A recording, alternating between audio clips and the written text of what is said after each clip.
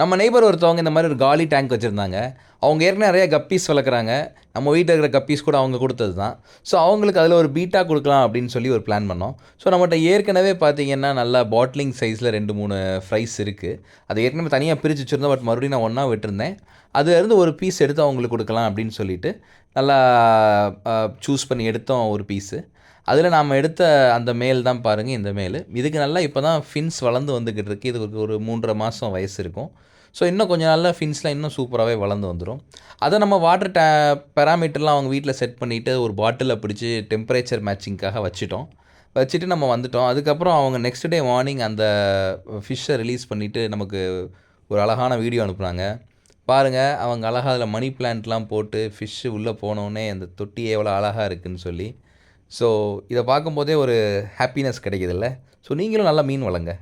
Like and subscribe.